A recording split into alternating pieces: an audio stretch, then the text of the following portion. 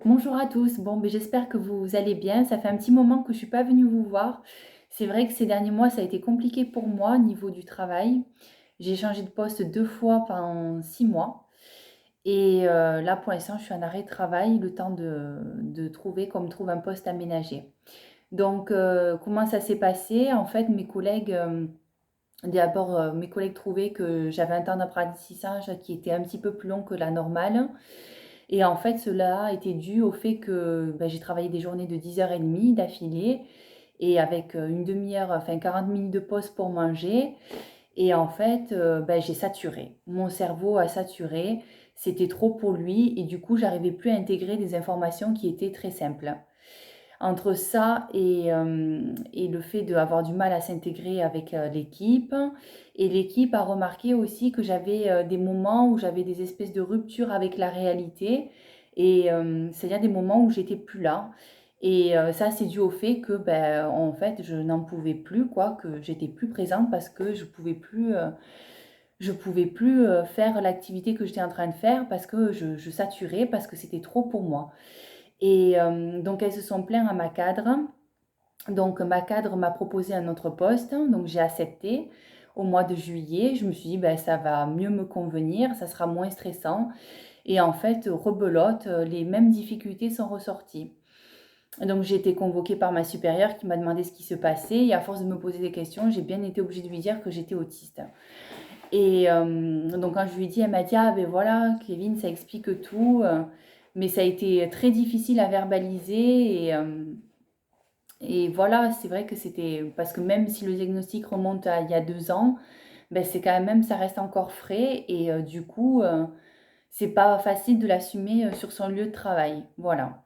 Alors autant avec, les amis, la famille et tout ça, je me sens à l'aise pour en parler, mais c'est vrai que sur le travail, j'ai toujours voulu garder ça secret parce que j'avais peur que ce soit discriminatoire, hein et qu'on me refuse un poste à cause de ça.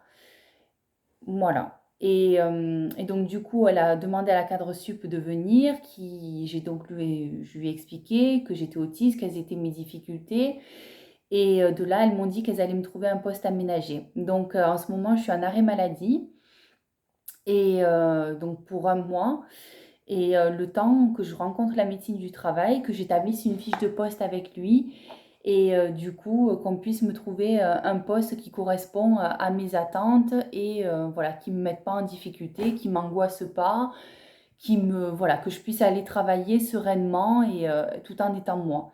Et je pense que mes futurs collègues le seront aussi parce que, au niveau de la prise en charge particulière qu'il va y avoir avec le cadre et vu que je vais avoir un poste aménagé sur, des postes où les filles, elles sont pas du tout aménagées, elles vont se poser des questions. Donc je pense que je vais, l'assumer et dire que voilà, je suis autiste Asperger, mais que je peux travailler et je peux m'intégrer, mais que j'ai quelques particularités qui font que parfois, je suis un peu différente.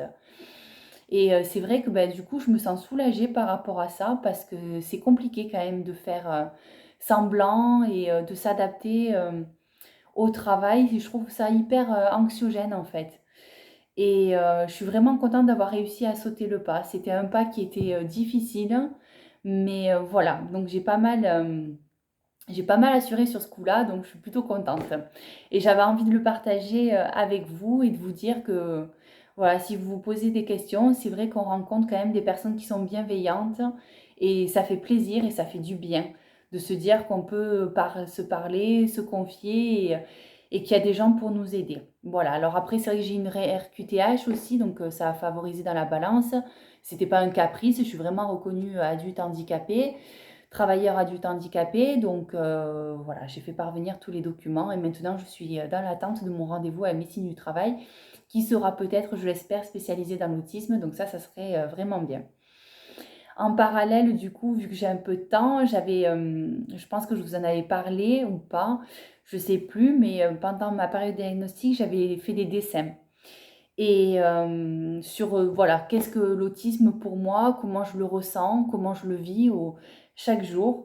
Et du coup, j'ai créé un blog qui s'appelle autiste au féminin attaché.wordpress.com.